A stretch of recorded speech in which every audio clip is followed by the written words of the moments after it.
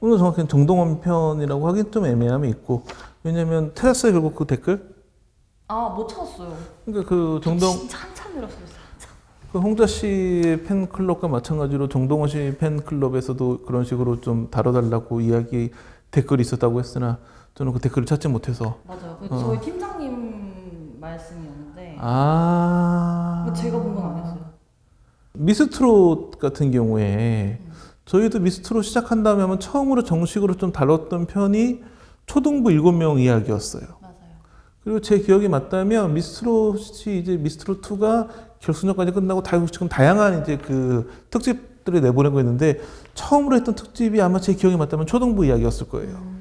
왜냐면 이제 뭐 그 양지은 씨가 뭐 고향집 가고 뭐 이런 얘기는 또 촬영 시간이 필요한데 이제 그 초등부 같은 경우에는 뭐 그 전에 이미 방송 나간 거 편집만 하면 되니까 그 당시에 되게 화제였었죠. 본선에 그 초등부 7명이 전원 출전을 했기 때문에 뭐 이례적으로 그 팀이 전원 가는 게 처음이었는데 김태현 양이 결국 이제 본선에서도 탑 7까지 올라가지고 결승에서 4위를 기록했고 그 다음에 아기 트롯 맹수 김다연 양이 3위, 그러니까 미의 자리에 오르면서 좀 이제 김다연 양 같은 경우에 이미 보이스트롯에 출연해가지고 준우승을 했었는데 그 굉장히 실력파임을 이제 입증하는데 성공을 했고 그러면서 탑 7 7명 중에 2명이나 초등부가 껴있다라는 거는 엄청난 이야기이고 사실은 이런 거의 이제 시작점은 미스터 트롯의 정동원 군으로 봐야겠죠. 정동원 군이 탑 7에 들면서 굉장히 화제가 됐었고 지금까지 굉장히 막강한 팬덤을 가지고 있고 저희도 미스터 트롯 그 탑 7 중에 임영웅 씨 다음에 정동원으로 간다는 이야기는 정동원 팬덤을 믿고 있다는 이야기겠죠. 근데 이제 그런 부분들, 그러니까 초등부 이런 어린 가수들이 더 큰 사랑을 받을 수 있다라는 걸 이미 미스터 트롯에서도 알았고 결국은 이제 탑 7에서 탑 7까지 오르고 탑 7에서도 그 순위권 2등, 4등을 했다는 얘기는 단순히 제작진에서 그래 좀 이번에 초등부가 많이 나면 좋겠어라는 의도를 벗어나가지고 그만큼 문자투표라고 하는 그 시청자들의 참여율도 높았다라는 부분이기 때문에 그 미스트롯 1에서는 아예 아이들의 그런 존재가 없었잖아요. 아예. 그때도 출연했었고 근데 초등부를 아예 빼질 않고 그냥 그런 신동들 몇 명이 출연하는 수준이었었는데 그런 친구들이 이제 좀 화제성만 부를 모으다가 정동원 군 같은 경우에 이미 미스터 트롯에 출연할 때 상당한 유명세와 이미 팬덤이 있었으니까 제가 보기에는 미스터 트롯 지금 탑 7이 각각의 엄청난 팬덤을 확보하고 있지만 그 방송이 시작하기 전에 이미 팬클럽이 있었던 가수는 정동원이 가장 컸을 거예요. 그 미스터 트롯 방송 1년 전에 정동원 군이 그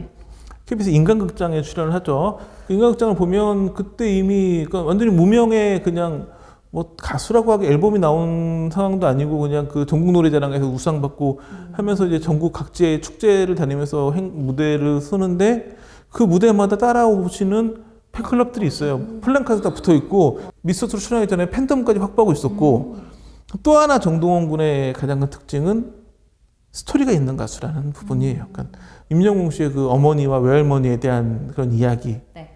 이번에 이제 미스터트롯 2에서 우승을 한 양지은 양 같은 경우에도 그 아버지한테 신장 이식하고 이러한 그런 스토리.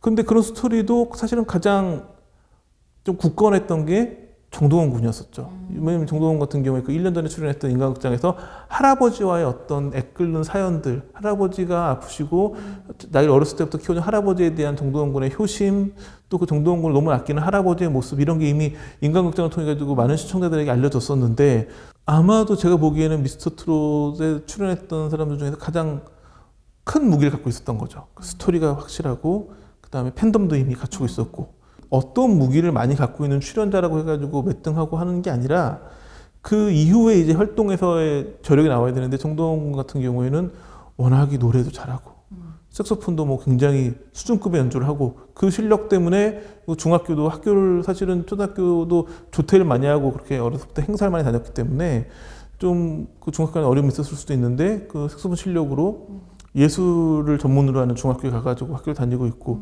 그런 실력으로 이어지고 있는 거죠. 사실은 우려스러운 게 되게 많아요. 왜요? 그냥 정동원 편을 준비하면서 느낀 건데 어린 친구여서 약간 방송을 해야 되는 부분과 하지 말아야 되는 부분이 되게 눈에 보이는 거예요. 그러니까 저는 주변에서 누가 물어봐요. 아역 배우를 시키려고 하는데 어떠냐? 무조건 반대예요. 하지 말아라. 절대 안 된다. 아역 배우는 네. 아역 배우라고 하는 게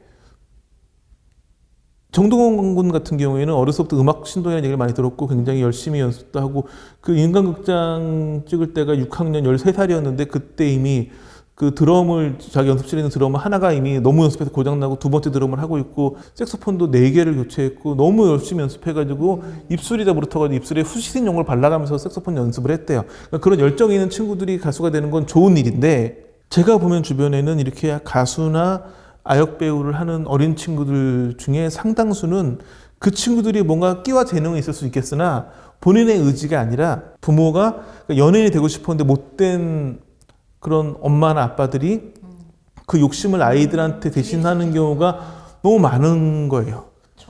그런 경우에 잘 안 되면 그 본인의 어떤 꿈을 대신해 주길 원했던 아이를 위해 가지고 막 열심히 뒷바라지했던 부모도 상처받고 그런 것 때문에 너무 시련을 겪고 그 와중에 아이들이 너무 상처를 많이 받아요.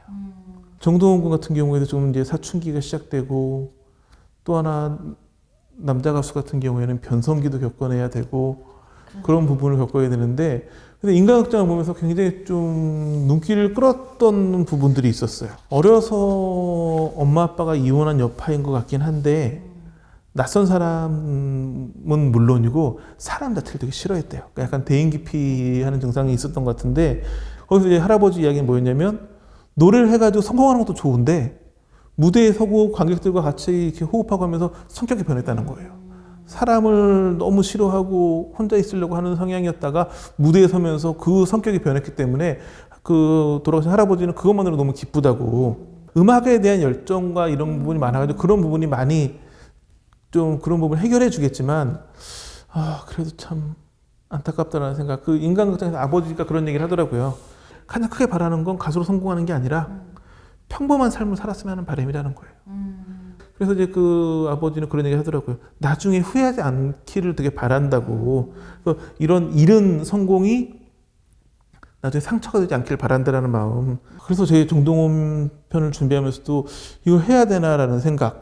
뭐 인기가 많고 많은 분의 사랑을 받고 있는 상황에서 우리까지 이분의 이 어린 학생 이야기를 할 필요가 있나라는 고민을 많이 했었어요. 그럼에도 하는 이유는? 그러니까 정동원을 그 많은 트롯 프로그램, 오디션 프로그램에 출연하는 초등부 학생들과 다른 포인트가 있다라고 보여주는 부분을 봤기 때문이에요. 보아가 데뷔할 당시에 보아가 대한민국 최초의 무슨 가수였을까요? 세 글자 땡땡땡 가수였어요. 최초의 10대 스타들이 연예인이 돼가지고 스타가 된다는 게 굉장히 새로운 개념. 저렇게 어린 친구들이 하이틴 스타라는 개념이 되게 화제가 됐었고 그랬었는데 보아는 하이틴 스타는 아니었어요. 무슨 스타였을까요? 하이틴의 반대말. 로우틴. 네.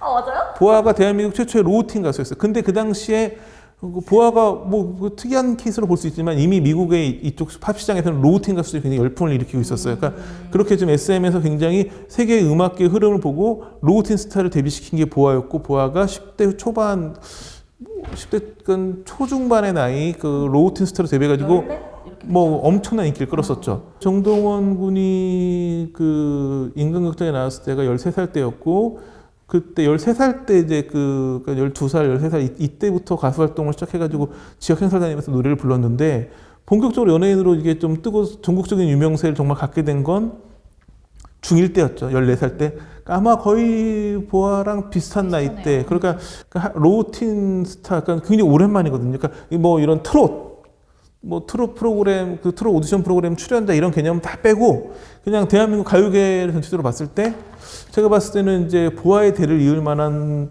좀 뚜렷한 족적을 보여주고 있는 로우틴 가수로 보여주고 10살, 11살, 12살 이 어린 나이부터 대중에게 노래를 들려주기 시작했어요.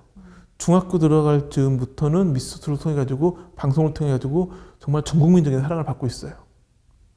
정동원 군이 지금 뭐 남진 나훈아 이런 분들처럼 70대에 막 가수까지 노래를 한다고 치면 그러니까 보통 그런 분들도 20대에 넘어서 데뷔했기 때문에 뭐 그 정동원이라는 한 가수를 10년 이상 더 볼 수 있는 거예요. 그러려면 정동원 군이 나중에 그 원로가 돼가지고 공로상 받을 때까지 팬들이 지켜줘야 되는 거거든요.